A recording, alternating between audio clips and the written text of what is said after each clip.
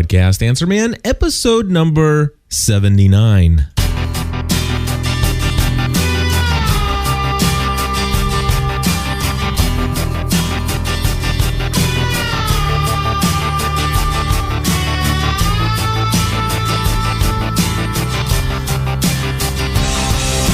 Hello, everybody, and welcome back to another episode of the podcast Answer Man. My name is Cliff Ravenscraft. Today, we're going to take in only calls, voicemails only today, and I've got a couple of them lined up. We even got some reviews. I take that back. Some of these are not voicemails. Some of them are actually pre-recorded MP3 files sent in by you, the listeners.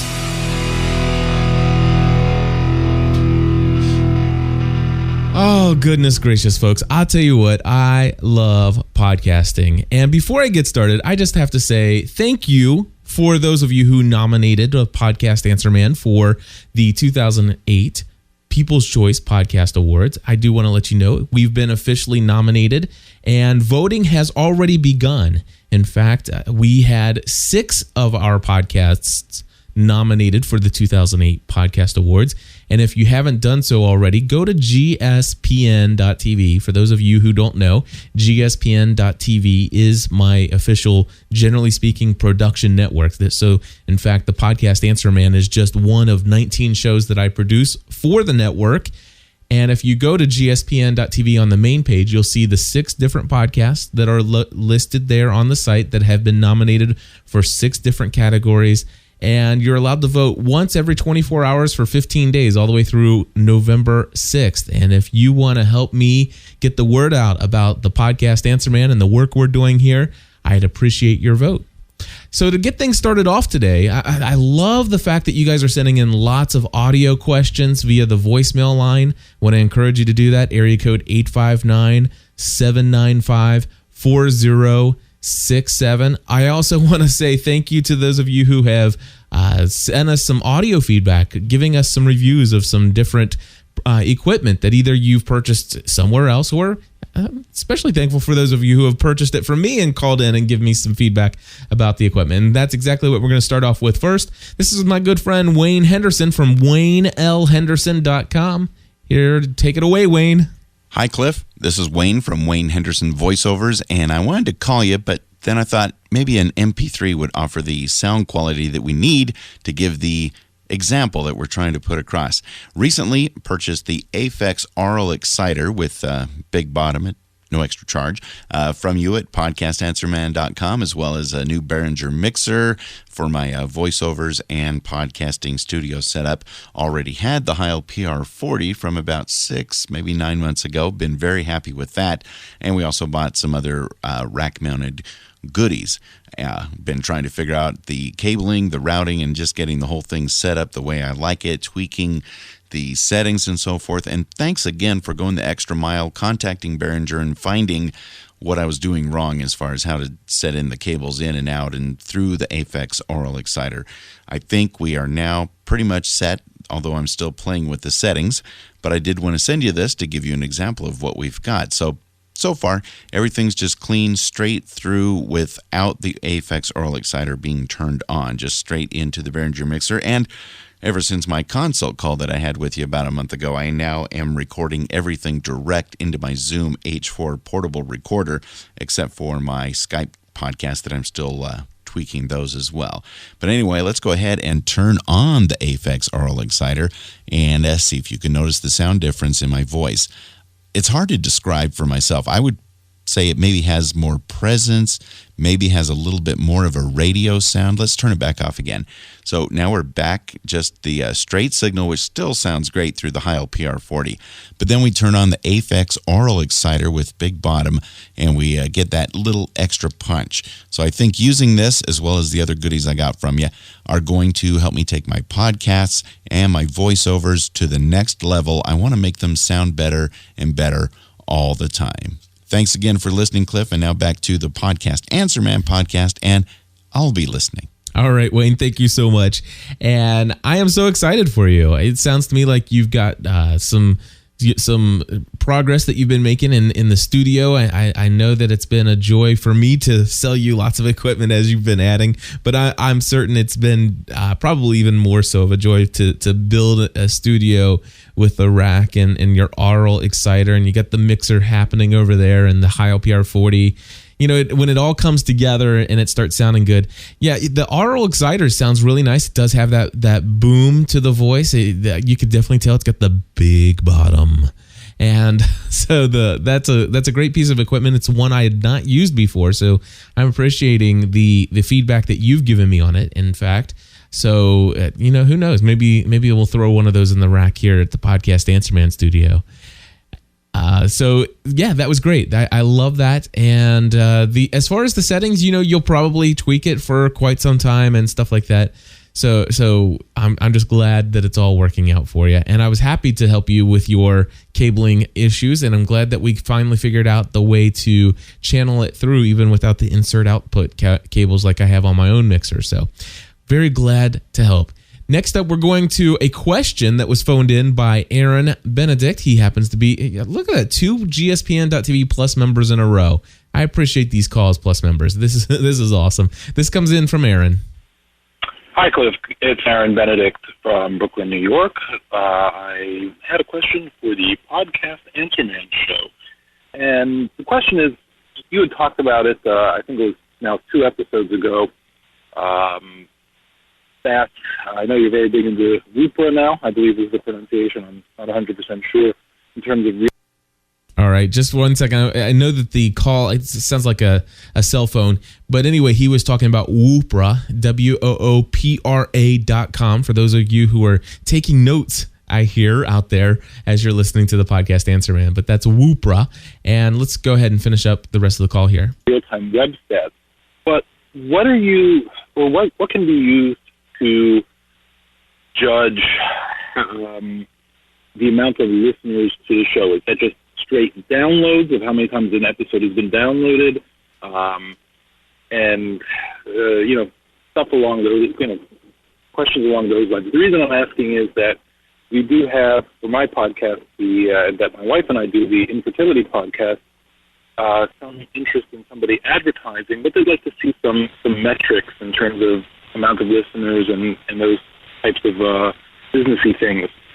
So I'm very interested in hearing what your thoughts are on that. If you obviously haven't answered that question before. Thanks a lot. Well, I'll tell you what, first of all, for anybody listening, even if we've answered a podcast or a question on the Podcast Answer Man in the past, please do not hesitate to call, because chances are at this point down the road, we've done enough episodes that you may not have gone through and listened to every single episode. And I don't want you to hold back questions. I don't care how minute it is, how small it is. What is an RSS feed? What is a podcast? What makes a podcast different from that of just putting, an MP3 up on my website? Those questions are all game here. There's no stupid question, and we're just here to answer them. So, Aaron, thank you for that. Yeah, real-time stats is great for your website, but what are you going to do when you get a potential advertiser who wants to know about the download numbers? How many people are listening to your show? Well, I will tell you, first of all, I want to point you to, let me see if I can find it real quick, ADM. I have a whole slew of emails from them, so it's just going to take me 1 second. It's the Association for Downloadable Media. I happen to be one of the members of this group, and this is exactly what they basically do. Their whole premise of the organization is to help find standards and ways of calculating these things, and you can find that at downloadablemedia.org. Again, that's downloadablemedia.org. So that's one place you can go for some information, but let me just give you the rundown. First of all, there is no easy way to track download numbers and how many listeners you have to your podcast. I'm going to tell you the best way that I've found to date, and it is through a service called Libsyn, LIBSYN.com. It stands for Liberated Syndication. And again, that's LIBSYN, Libsyn.com. And they have the best stats program of anybody I've used. And I've used a lot of different places, a lot of different hosts for media files, even a lot of places that are hooked up just for podcasters. And what's really cool is Libsyn gives you a pretty close to real-time look. Anytime you hit refresh on the page, an almost up to the minute review of how many people are downloading and listening to your content. And it also gives you a really good look at what people are using to download your content, whether they're using a Google RSS reader, whether they're using iTunes or the Zune Marketplace or the Juicer, or I think it's called, what do they call that now? It's not Juice anymore, or maybe it is Juice. Anyway, all the different podcatchers, it kind of breaks it down, shows you how many people are listening over the web. It also shows you how many, where people are listening. Did they download your file from certain web pages? It tells you all that data. But here's the thing: you cannot judge. Let's just say you have your own stat. Let's just say you were crazy enough to put your MP3 file and load it on your own personal server, and that's being downloaded. Well, every time that file gets downloaded, should be tracked by your stats program in your hosting service account. And the thing is let's just say you got a file and it says that it's been downloaded 5,000 times. That does not necessarily mean that you have 5,000 listeners or 5,000 downloads of that episode. It could be that somebody went in and they clicked on an episode and listened to the first couple seconds and then went and did something else, and then they click on it again. I mean, there's a lot of metrics that are involved, and sometimes there'll be programs that go and browse a site, it'll automatically robot the site and test links and stuff like that. So you can get a lot of what we call false positives on the download numbers. And what's really cool about Libsyn is they have this algorithm, and I don't know how they do it, but I do know that it judges, it gives you pure download hits, but it gives you the estimated true, honest download numbers. Now, I don't think that even that is anything. I don't think there is a perfect way of calculating it, but they do a good job, and I feel pretty confident with the numbers that they do report. But they take into account the number of times a file is accessed by a single IP address. And then the question I have, what if I have a whole office building, let's say a place that has 85 employees, and I happen to have 15 of those employees who are close friends, diehard Lost fans, and they're listening to the weekly Lost podcast of GSPN.TV.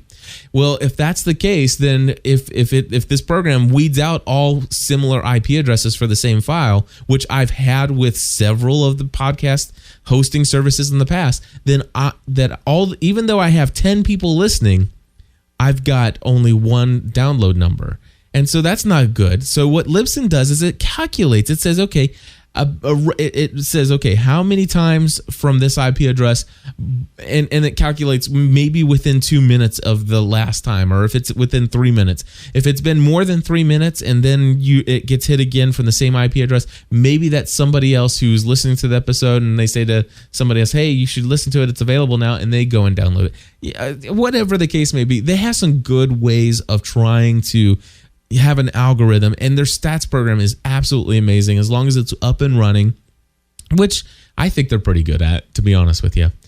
Now, the other thing I hear people say, oh, well, I use FeedBurner because I wanted their stats system, and I will just tell you, I've had their stats over at FeedBurner are awful.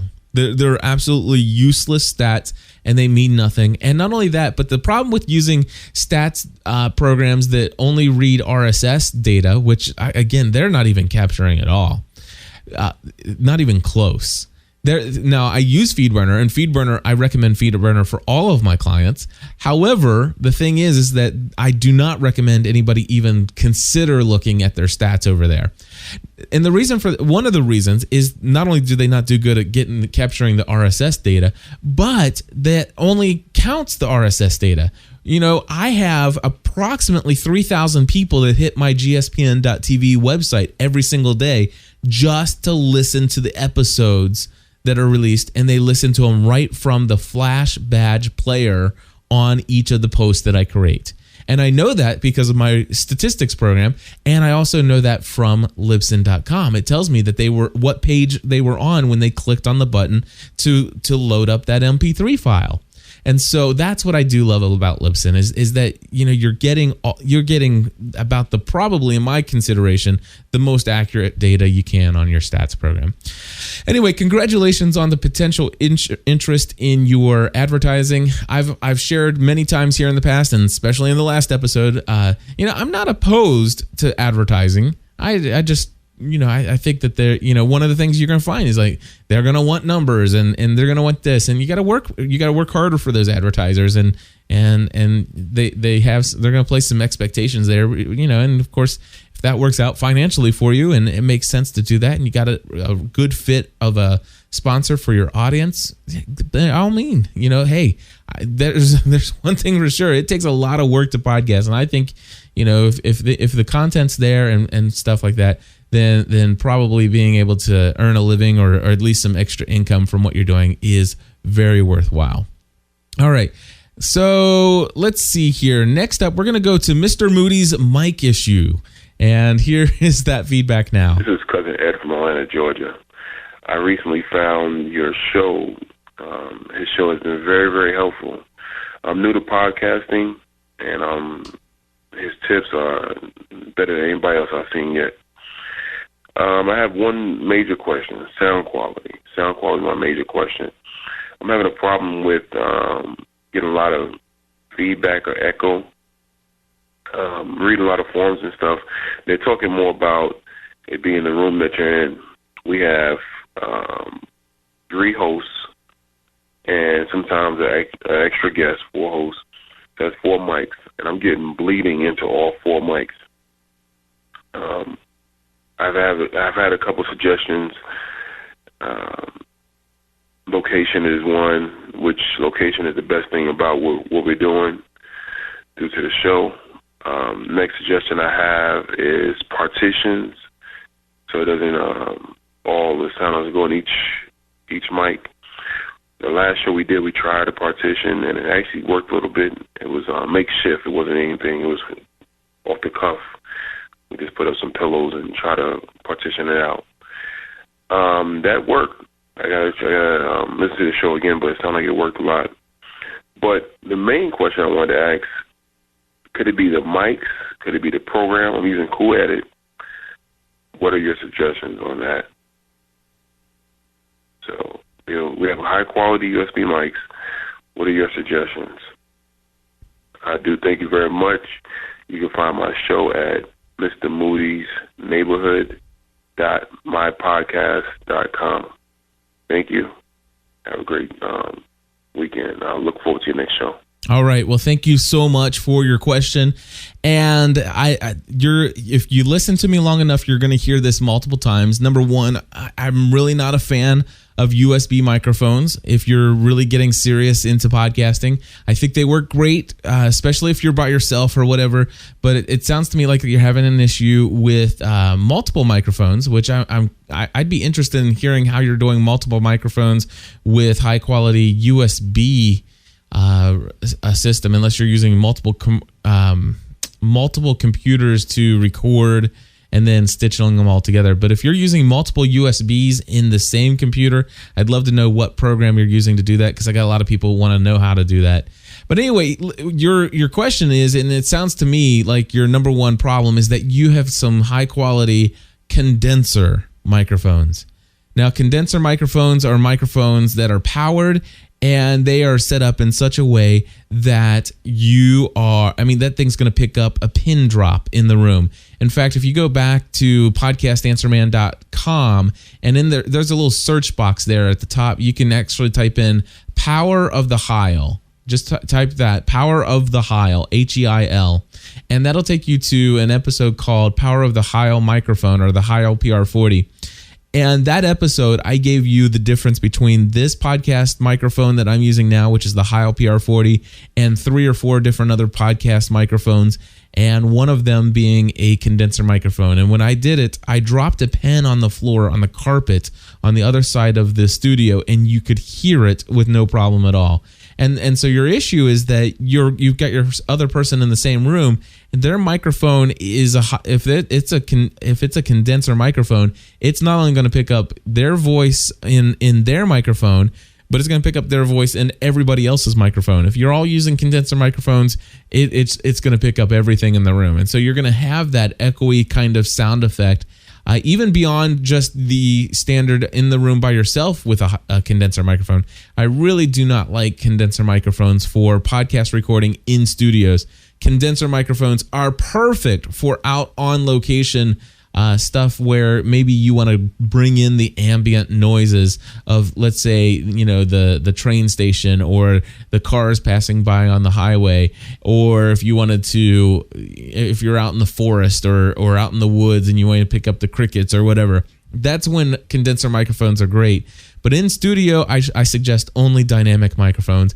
And we have 2 calls coming in from Donald here in just a moment, and he's got an Edirol recorder that he purchased from me. He's going to unplug his dynamic microphone from the Edirol unit, and he's going to then let you hear what the condenser microphone sounds like, and you're going to hear the ambient noise of his room, and then you're going to see the difference between dynamic and then using a condenser.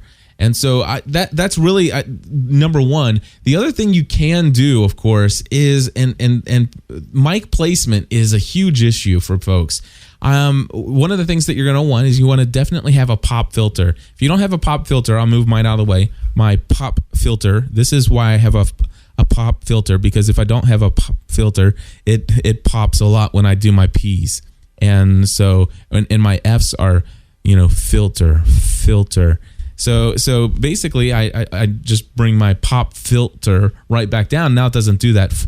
Well, maybe a little because I'm blowing. But one of the things I do is I have a pop filter and I'm right on top of my microphone. Literally, my lips are less than 4 inches away from my microphone. And the reason why is let me show you what'll happen. I'm gonna go ahead and stand further back. So I'm back here.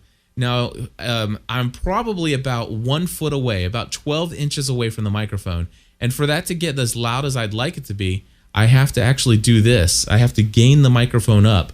And so you can hear the echo in the room. And this is still my dynamic microphone. But if you gain your microphones up too much, first of all, you have to gain up. Let me get back up here. Anyway, you have to gain up your microphones a lot if you're not going to sit right on top of your microphone. And really, if you want good, excellent quality sound, you want to get yourself a good pop filter, and you want to put it right in front of your microphone. I mean, just barely. My pop filter is a double pop filter, and it has basically 2 of these little cloth screens, and it is so close to the front of the speaking area on the microphone that it's almost touching, but just not. And then my lips are almost touching the filter, but just not. That's how closely I talk into the microphone. And because of that, I can really turn down the ambient noise. Now, here's the deal. I'm gonna be silent for just a second here. Did you hear that? And you're like, hear what? And that's exactly it. You didn't hear anything. It's because I'm using a dynamic microphone. I didn't turn the volume down. In fact, I'm gonna leave a little slight pause in between each of the things I say right now. You don't hear anything at all in the background. I wanted to let you know I have 3 computers in this studio with loud fans. Not only that, it's hot in here because I use a lot of lighting for when I do my live shows. We have cameras in here. Directly behind me, blowing on my back, in fact, blowing right on this microphone, is a fan. I'm not kidding you. I have an oscillating fan set to not oscillate, blowing directly on me right in front of this microphone. And do you hear it? No, you don't. So that's exactly what I'm telling you. It's your if you get a dynamic microphone, you're always going to be better off. And my suggestion for folks is if you're just starting out, and let me just tell you, audio quality should not be the main concern of somebody just starting out. Just get out there and do it. And before you start investing money right away, make sure you're going to continue to have the interest in podcasting. If you know for sure that you're in this for the long haul, and you've tried out a couple episodes, and now you're trying to improve your game and improve your sound, I'm going to tell you, hands down, and I tell this to everybody, the best thing to do is to get yourself a mixer and to get yourself some dynamic microphones, and that is always going to be better than USB and condenser. So, Mr. Moody's neighborhood, I just hope that helps you out there. And if you have any other questions, let me know. All right, let's move on to Donald. Now, Donald, we talked about in the last episode about the suggestion that I made for him for some equipment, and he's called back twice. He's got a question, 2 questions, and then we have a review from him from the equipment that he purchased. Hey, Cliff, this is Donald from Louisiana. I'm calling for the podcast Answer Man. Just wanted to thank you again for helping me out with that equipment. I'm definitely going to be calling back whenever it comes in, and I'm going to let you know how it's working for me so everyone can know. Also, I do have a question. I don't know when you'll be able to get to it, but the feed that you have, the Plus feed, is it any way possible where you can just subscribe to one of your shows, or is it an all-inclusive thing? Is that the only way you're going to go with that? Okay, I'm going to stop right there, and I'm going to answer that question. It's a good question. In the last episode, I had announced that I personally, on this end of things, terminated my sponsorship for the podcast Answer Man, as I'm going to bring this under the umbrella of my entire network, which is known as gspn.tv. And so this podcast Answer Man is a production of gspn.tv, and it is going to be one of the shows that we have that is included in our gspn.tv Plus membership. And simply that means for $10 a month, if you are a Plus member, you have full access to every episode of all the shows that we produce at gspn.tv. And what's going to happen here, especially with the podcast Answer Man, is the podcast Answer Man is probably going to end up start getting about 2 episodes per month.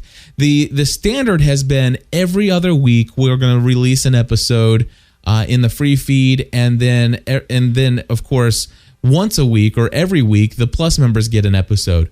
Well, I've even been thinking about doing some shorter bits here and there as time allows and as time necessitates, for little short answers to short questions, just real quick, and put it out there as some extra, freebie episodes to the Plus members. So it could be that there might be 9, let's say 10, 11 episodes in a single month, and Plus members are going to get all of those. And the non-Plus members, those of you who are subscribed just to the free feed, will get it. You'll still get a podcast Answer Man every other week. So that's how I'm going to work it out. You're pretty much still at this point guaranteed to get 2 a month, which is, let me just tell you, before making this decision, that's about all you got anyway. So, I'm really not taking anything away, but there's going to be a lot more to be had for people who are Plus members. That's one way to look at it. Now, I get this question a lot, especially with the Weekly Lost podcast and the Grey's Anatomy fan podcast and all the other shows that we produce. People want to know, can I subscribe to just one podcast? And the answer is no. The price model, $10 a month, is not expensive, and there's a whole lot. It's a cup of coffee, once a week for 4 weeks if you go to Starbucks. It's I think, what is it, 3 20-ounce sodas, or 4 or 5 20-ounce sodas, I'm not sure. But anyway, it's not that expensive. And as far as I'm concerned, I look at what I do here behind the microphone as some of the consulting work. And just so you know, I charge anywhere between, right now, it's between $95 and $105 an hour for my consulting work. And I spend a lot of time answering the same questions over and over again for them. And I try to bring the insights and stuff like that and give you the most commonly asked questions here at the Podcast Answer Man. And so if you're getting all of that for only $10 a month, I think it's a lot of value, even if this is the only podcast that you listen to. So thank you for the question, Donald. I know for a fact that you understand and appreciate the value, and so does many others. And I hope that this will generate some new Plus members for our podcast network. To be honest with you, Our goal is to get to 500 plus members before the end of this year. We're currently at 157, and I've got to do some things because I want to continue to podcast full time. I want to continue to put out lots of episodes of the podcast Answer Man. I want to put out a lot of episodes of our other shows, and I want to make this community that we're building online full time. Which I am focusing full time, but I just got to find a way to make a living. So that's exactly what we're doing. So thank you for that question, and I'm glad that you asked it because it gave me the opportunity to tell everybody. In fact, episode number 80 of the podcast Answer Man is definitely going to be plus member only, and it could be anytime within the next 7 days, but certainly there will be an episode but before the end of next weekend. And so it's something that I have decided that's exactly what I'm committing to. I'm committing at least to 4 episodes a month for plus members, 2 episodes a month for non-plus members, but plus members certainly can get a great deal more. All right, moving right along, Donald, with your other question. If you could let me know that would be great. Another topic for your podcast, post-production. What are some of the programs that you use for post-production? Say, for instance, noise reduction, there's hiss reduction, and the noise reduction, most of the time it ends up sounding very hollow, almost like I'm in a metal trash can while I'm podcasting. And I'm just wondering, what do you recommend for post-production, adding effects and your background music, anything like that, whether it be for PC or Mac? Personally, I use a PC. And that's going to be it. I did tell you that you didn't hear the last from me, and that still stands. Thanks a lot, Cliff. All right, Donald, thank you so much. And so to answer your question, I use Adobe Audition 2.0, and I know that you're using Adobe Audition 1.5, which there's no need to upgrade. It's got all the tools that you need. And so that is definitely what I'm using as well. And Adobe Audition is really all you need. Now, here's the deal. You're talking about noise reduction and how it degrades the sort of the sound that you have going on in your podcast, and it kind of makes you sound like you're in a hollow trash can or something. And I certainly am familiar with that sound because I used to play with trying to get noises and hums and hisses and pops and little keyboard clicks out of the background of the sounds of our podcast here at gspn.tv. But let me tell you something. First of all, this podcast here, no post-production. And listen to this when I stop talking. There's nothing there. In fact, I am going to click on my keyboard here, and I'm clicking on the space board, and you might be able to hear it. You may not. I'm not sure. But anyway, the thing is what I have done and what I suggest doing is not post-production noise reduction. In fact, I think noise reduction should be done manually prior to hitting the record button. And so what that means is, the number one way to get rid of noise is to get rid of your condenser microphones. That's just a gimme. If you're recording in a studio and your room is not completely soundproofed, then you're going to need to get rid of the condenser microphones if you want to reduce the sound the noise levels in your room. Let me explain to you real quickly and give you 2 terms: isolation and what's the other one? And absorption. That's it. Isolation and absorption. I'm going to explain to you the difference. Now, the isolation and absorption are 2 technical terms given to noise reduction pre-production. So let me tell you about isolation. Isolation is where you isolate yourself from outside noises. All right. So let's just say you've got a dog barking in the neighbor's backyard next door, which I often have. Well, one of the things that I can do is, instead of recording in a room that is right next to an exterior wall, I should try to find a room in the house that is is it possible that you have a room in the house where no walls of that room is an exterior wall of the house. If that's possible, then go find it. If not, then you want to find the room that has the least amount of exposed wall from the exterior wall. So the idea is to isolate yourself from the outside noises. So that's called isolation. Now, for me, I've got some kids upstairs, and we live in a what we call a split level house where there are no walls, and the sound travels all the way down the stairs, all the way down the hallway. And one of the things that we did here in our studio, of course, I'm doing this full time. This is my career now. I built a wall in our family room downstairs, and I got a good heavy door. And so basically, my wall and my door is providing isolation from the noise upstairs.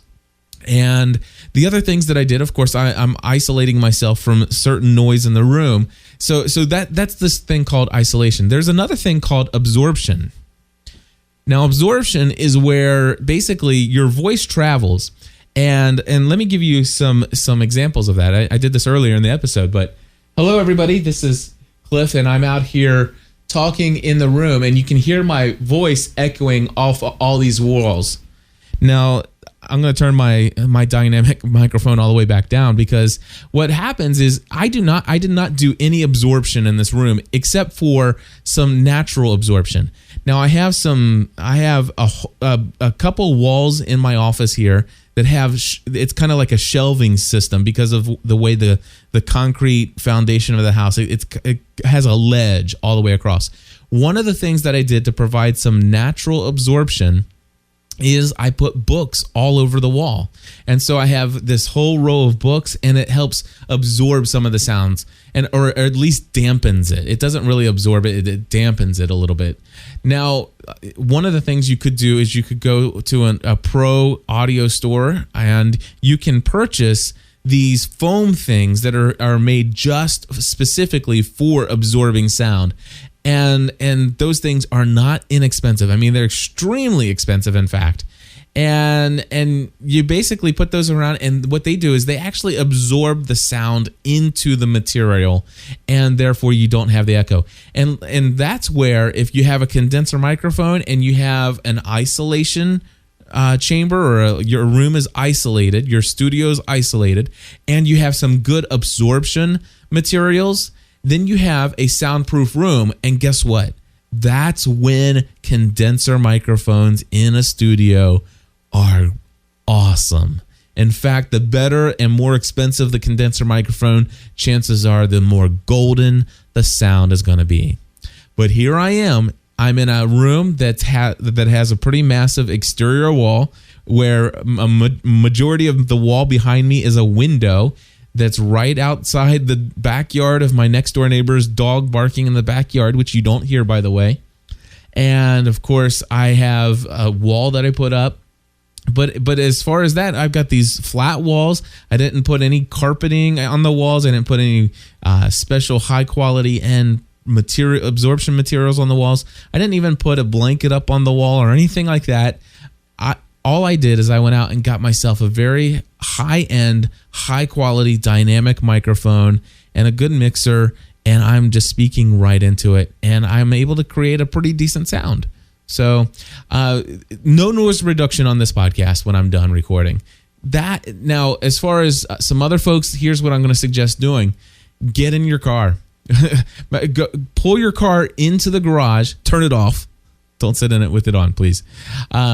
Pull your car into the garage, and then roll up the windows. Your cars are usually pretty decent at sound reduction or isolation, sound isolation. And as far as since you have a lot of a good material in there, especially if you have carpet, or fabric seats or whatever, the absorption is going to be even a little bit better there as well for sound. But still, inside a car, you're going to get a good, decent sound, I think. And if you do that with a dynamic microphone, you're going to have a pretty decent sounding, and you're not going to have as much noise reduction. So to demonstrate some of this stuff, we got some great feedback from Donald, who happens to be extremely happy with the equipment that he purchased. I have some comments on his sample recording here of his very first recording done on the Adderall. Hi, I am Donald from Louisiana. This is a little feedback for Cliff. First of all, I have to say, Cliff was great. He explained everything very, very specifically. He allowed me to call him on the phone. We emailed back and forth. Basically, whenever I had a question, he was there. So definitely recommend that. Also, the shipping. 3 days. Easy. It came in I got off from work. There it was. No problem. Large box. He took very good care of it. I'll say that. A large box. A lot of peanuts I had to dig through, but that's no problem. Dug through that. Got my Shure SM58. I have my Edirol R-09. Size of the palm of my hand. Very thin. No thicker than your average cell phone. This thing is great. What I'm doing right now, I have my Edirol, and I have my Shure mic plugged in directly into my Edirol. I'm in my room. Very noisy room, by the way. I have my computer running. Okay, I'm going to pause right there. For those of you who are listening, I'm backing it up just a little bit. And this, I thought I was going to bring it up afterwards, but Don, I'm going to bring it up here. One of the things I can tell you is there was a change, and he's getting ready to unplug his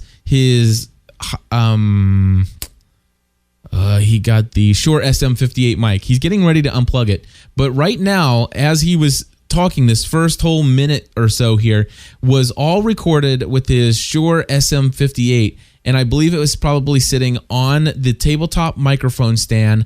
And through the entire recording so far, I was hearing a little bit of a buzzing noise, or not a buzzing, but a and there are two things that are called. There are two possible reasons that would cause this sound in that recording. One could be the fact that when he has the microphone in the mic stand sitting on the desk, there could be a vibration of the microphone. So the microphone could be it could be picking up vibration of maybe a computer sitting on that desk or something of that nature. Now, because we're getting ready to hear that go away, that was my initial thought. But he's going to unplug his Shure SM58 dynamic microphone, and he's going to let you hear what his room sounds like without the dynamic, but instead using the condenser microphones built into the Edirol. You're going to see the difference of his room. You're going to see just how loud his room, his recording area, his recording space really is. Then he's going to plug the microphone back in, and he's going to be in his car, and we're going to hear that hum again, or that sound in the background, which tells me that it's not vibration on his desk. But instead, what you have there, Donald, is not a vibration, it's not a hum, but you have the actual gain on the microphone turned up too high.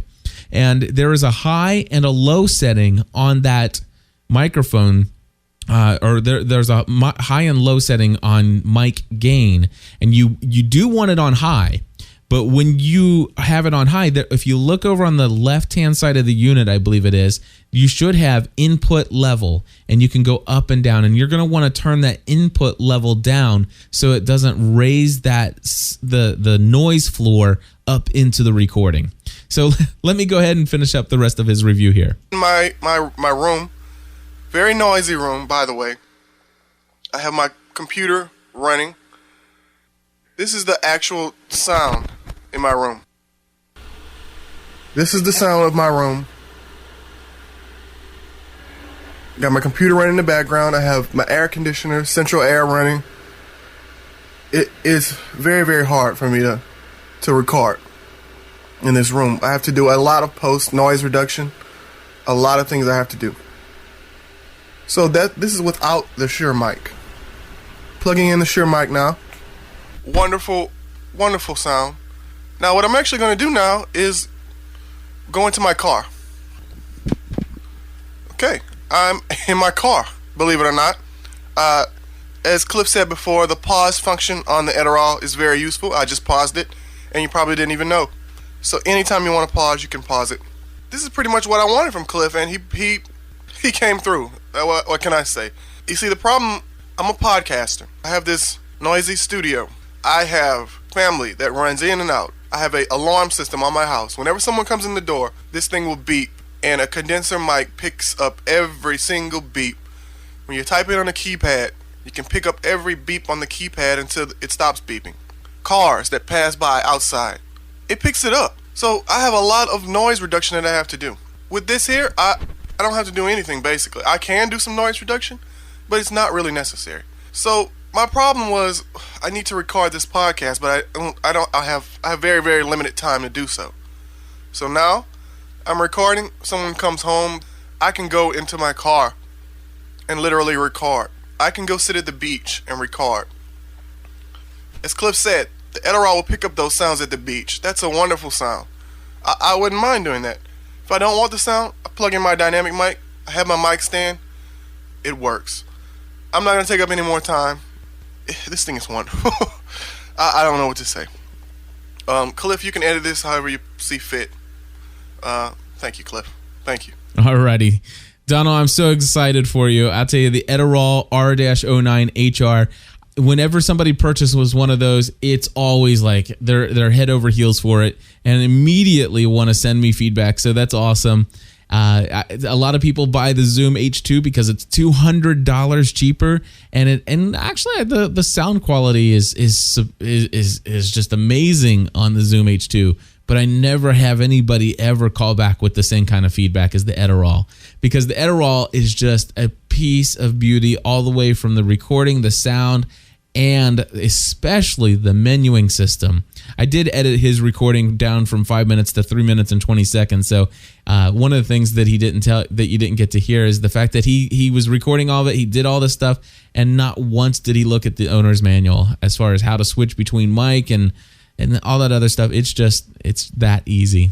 So anyway, that we're already 45 minutes into this episode of the podcast Answer Man. So I just want to say thank you for listening. And if you wouldn't mind, go to gspn.tv, vote every day, every 24 hours for the podcast Answer Man between now and November 6th. That would be totally awesome. And if you're not a Plus member, would you go to gspn.tv/plus and read up about it? I'd love to have some new Plus members as a result of the podcast Answer Man here. $10 a month is all it is. And trust me, I believe I'm going to be giving you all the information that you guys want, so you don't have to search all over the web and all over the forums to get all kinds of ideas. I want to try to help you out, answer all your podcasting questions. You can also find me in the forum over at gspn.tv/forum.